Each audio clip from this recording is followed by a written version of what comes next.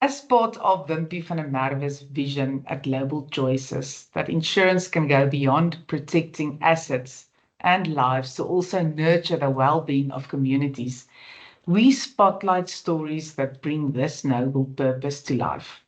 One such story is Kid Flights, an inspiring initiative by Henley Air, led by former Protea cricketer Boeta Dippenaar.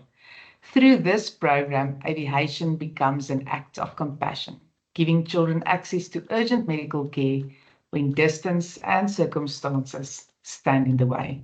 Welcome, Boeta. It's great to chat. Rianne, thank you so much for having me. It's always good to chat, to meet new people, and to speak about a worthy cause.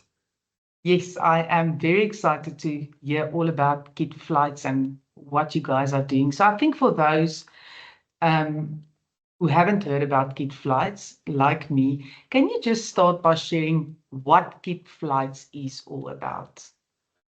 So Kids Flight is a non-profit organization started by our group to literally look at the what we believe is a massive need within the country regarding specialized medical services.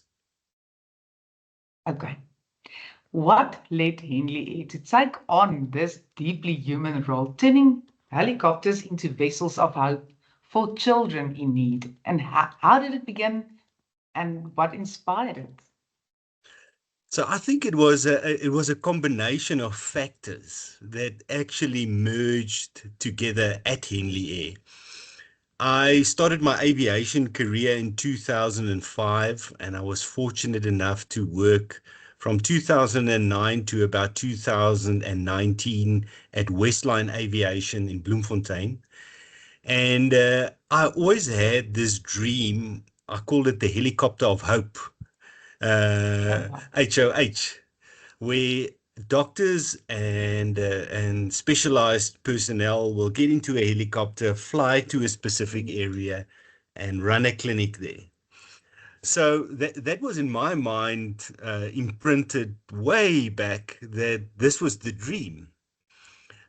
Circumstances happened, and eventually I ended up at Henley Air, where I did my initial training for my helicopter license. I started getting into management, and part of our development when we started our HEMS operation, or Helicopter Emergency Medical Service, we started realizing how exposed people are in terms of certain medical care. And it really struck our hearts when we saw how big the need was for those that cannot afford the service. To give you some idea, hospitals and medical departments are measured by neonatal death rates. The lower the death rate, the more effective that medical service is. Yes, and in some of our provinces in South Africa, we have some of the highest infant mortality in the world, and often it is illnesses and circumstances that could have been prevented if that patient just got to the right facility in time. And so we felt it laid upon our hearts to try and find a mechanism through which we can, in a very small manner, hopefully make a change and save a life and have an influence on somebody's life. It was just laid on our hearts to do that. And that's how we ended up starting the Kids Flight non-profit organization. And the right people obviously worked together and had the same dream and the same passion. It's really amazing to hear. So yeah, there's a lot that has to come together for that. 100%, right?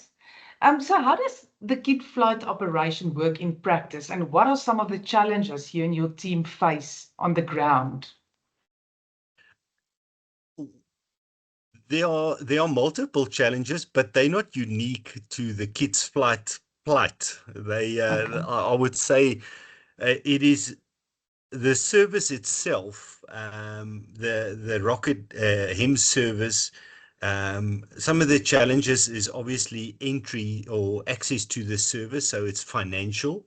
So we have the similar problem in terms of, unfortunately, helicopters are not cheap equipment to operate. And we've self-funded to a large extent the operations to date. We had a golf day a little bit earlier in the year, which we managed to raise some money. But we believe that the need is so big that if we can get this going, we can really have not just a small impact in the trajectory of South Africa, but a massive impact in looking after one of the most um, sacred things we can hold dear, and that's life itself. Logistically, we still sit with challenges regarding very few people know about it, know that they can actually have access to this non-profit organization through the right channels. So part of it is making sure people are aware of it, and making sure that when people panic and there's a medical emergency, that they have the clearness of mind to know who to phone. And then obviously, as I mentioned earlier, the funding part also unfortunately does play a big part in what we do. So who typically phones you when there's an emergency? Is it hospitals? Is it people? Is it so there's an emergency where how does it work? Yeah, it is interesting. So obviously we try and promote the service as much as possible. Sadly, we can only do so much. So we've had from people on the ground that had a medical emergency phone the nearest ambulance. The ambulance arrives on scene and says, okay, but it's a private patient, or a public patient for that matter. There are no funds available, but this child needs to get to Johannesburg. They phone us up and say, look, do you still have capacity for the month to be able to airlift a child really in need? The challenges stretches a little bit further sometimes in terms of logistic and how our state service is structured. So somebody can, on the way to Mpumalanga, close to Gauteng, get really badly injured, but that patient may not be brought to a Johannesburg hospital. That patient needs to be taken to a Nelspruit hospital. Which sometimes from a logistical point of view doesn't make sense, because it can Yeah. be a 20-minute flight for us one way and a 20-minute flight back. Now it turns into a 3-4 hour mission because the patient may not be accepted in Gauteng because he's from Mpumalanga. So there are various challenges to juggle as we navigate this road, but we have anybody and everybody can phone us. And we try and get that word out there so that more people that know about us, hopefully we can have more of an impact. And in which area or areas do you operate? So currently we have 3 bases. In Polokwane, we have a base operating and servicing the Limpopo area. In Gauteng, we have our main base, which can service the Gauteng area, big parts of Northwest, just about all of the Free State, and certainly parts of Mpumalanga and Northern Natal. And then our Kimberley base can service the whole of the Northern Cape, even parts of the Western Eastern Cape and Free State as well. So I beg your pardon, our footprint probably can take us to cover 2/3 of the country. Okay. You mentioned the question that I ask you around capacity. So what potentially is your capacity in, say, a month? I know there's a lot of variables, but how many flights can you potentially do at this stage? At this stage? We can, the number is actually infinite to a certain extent. So let's say typically a mission takes 3 hours to complete. We can do 8 missions in a day. 8 times 30 you look at about 240 missions that can be done in a month's time. It doesn't happen. Emergencies don't happen every time or every minute that requires an airlift. So, currently we probably do about 2 to 3 calls a day. So it leaves us with a bit of spare capacity. We also one of the challenges in terms of the civil servant side and state departments is that often they think that access to a service like ours requires a certain financial payment up front, which is not Yes. always the case. This is exactly the reason why we started the NPO Kids Flight, to allow and to take some of the burden off the state regarding access to these expensive resources. Do you only do public patients or also private people with medical schemes? We do a variety. So we do public, we do private, we do workman's compensation. Okay. When somebody gets injured on duty, there's certain criteria they can be flown, and the state actually covers that under the Workman's Compensation Fund.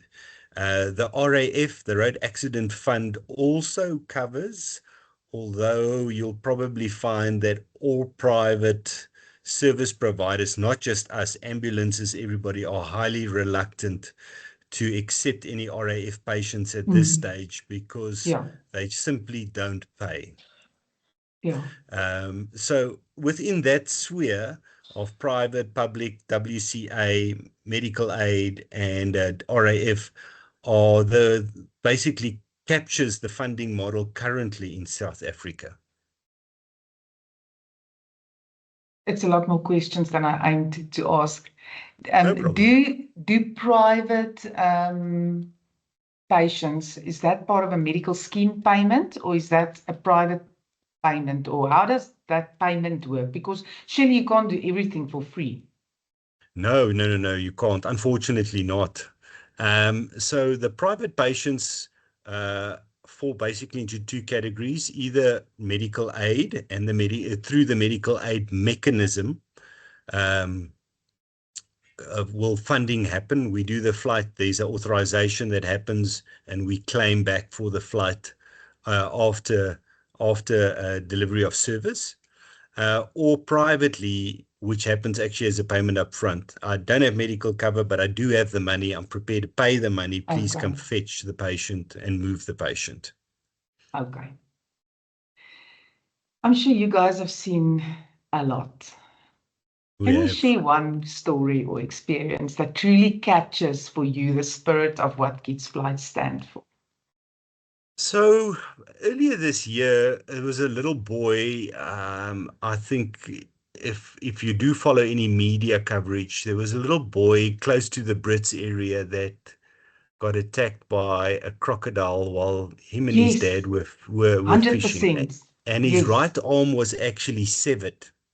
yes. The local ambulance service got on scene and realized they will not be able to do something quick enough to assist the patient, and asked us, will be prepared to do the flight. We did the flight. We brought Wow. the child to Johannesburg, where he received the correct treatment. And that child actually spoke at our golf day as a testament Oh, of, that's amazing. yeah. So, there was a wonderful story of the people in Brits on the ground that assisted. Mediclinic Brits helped stabilize the child. The local ambulance service, I cannot recall who they were, unfortunately, now, that brought that child there, but then immediately realized that that child needs to be moved. It is wonderful to see the joy in those parents' lives and eyes, and see that child actually having his life in front of him. I mean, our future as a generation, as a country, lies in our investment in our youth. And this is a small way for us to say we believe in this country, we want to invest in this country. And the investment doesn't just mean how we're going to make the money. It also means in terms of investing in the next generation, giving them the best possible chance to live up to their potential. And I have no doubt that you guys probably saved his life because, I mean, that was a very severe injury and he would have probably bled to death, right? If it was by road, the process would have been far too long. I also listened to this child on a radio show, and it was amazing, his spirit and his attitude. Wow. I mean, he's just lost an arm, and this kid just goes on. Thankful, Yeah. right?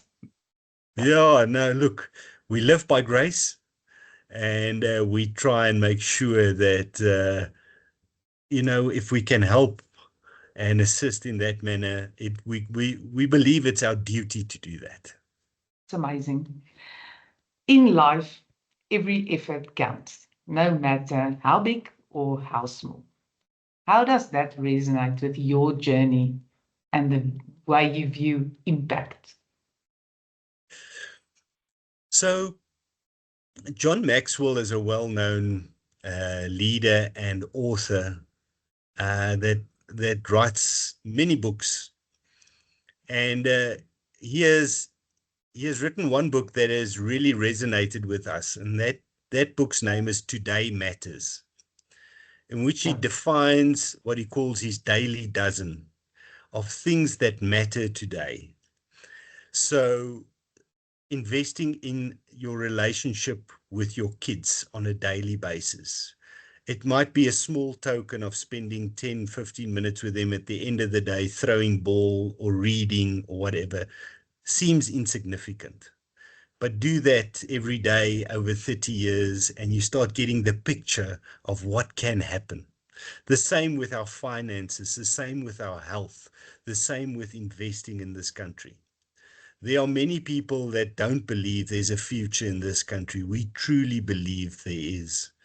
And there is a future that can make those that were previously disadvantaged really reach their potential and actually be an example to the rest of the world of, despite the adversity of yesterday, we can overcome that and look into a future where everybody does have an opportunity. So we believe in that daily dozen in terms of in our relationships, in the service that we offer. It might be small, but we believe over time it will have a massive impact. I love it. And you are so right. A little bit every day makes a big difference at the end of the day. Speaking of that, in our industry, we do a lot of collaborations. We understand the importance of partnership. What role have partnerships played in sustaining and expanding the reach of Kid Flight, and how important is that for you going forward? Partnerships are multipliers. So there's just so much you can do yourself. And with a partnership, you can exponentially do more. Coming out of the sporting arena, more so in cricket, the value of partnerships can never be underestimated. You can have one bowler taking all the wickets the one day, but it often mislooked what the bowler from the opposite side did, although he didn't get the recognition today, in order to assist for that bowler to have the 5-wicket haul. Similarly with the batting partnerships. So we do not live in isolation, and we believe that partnerships are force multipliers. What message would you share with people in the insurance industry and in the business community about the importance of having a purpose and really doing something that relates to your purpose? Once again, no matter how big or no matter how small. Sure, that's a deeply philosophical question, because I think purpose is what gets you out of bed in the morning. It certainly is for me. And I think you need to find that purpose, find that thing that makes you excited, so that when you wake up in the morning, the days that you are tired, you can't wait to get out of bed. The purpose is, I think, the foundational thing that drives us on a daily basis. And if you can get your teams even more so to sort of share in a common purpose, it doesn't mean it needs to be personal, but in terms of a work environment, common purpose, it just makes it so much easier to deal with the friction that sometimes happens inevitably.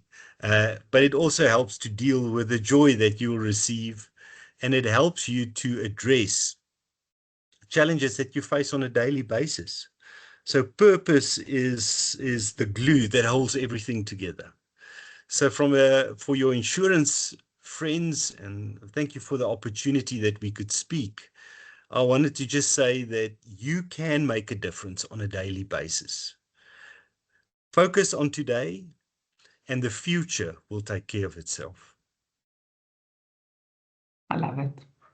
Boeta, if you had the opportunity to change one thing now, I'm giving you a magic wand, just one thing, no matter how impossible it sounds, what would that be? Wow. um,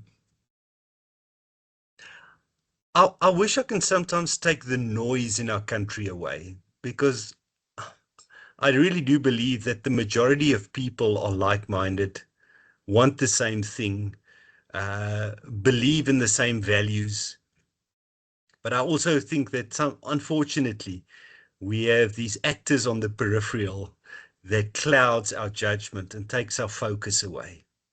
But I do think, though, that it's changing in our country. I think the people are starting to see those that drive these type of agendas for who they are. And I think once we realize that, I think the people of this country are so resilient and so aligned actually in terms of their values, that I think that common purpose that we talked about earlier can be a driving force to take this country forward. I agree with you, and I have hope. I always have hope.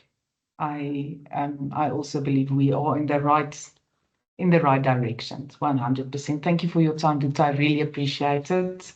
And all the best. And thank you for the amazing work that you guys do. Thank you, Leonette. We really appreciate it, but it's through the people like yourselves and what you're with Wimpy and the organizations that you stand for that help and support us that we are truly thankful for. We really believe that the best is still to come, and we look forward to the continued partnership down the line. 100%. Cheers. Thank you. Dankie, Renette.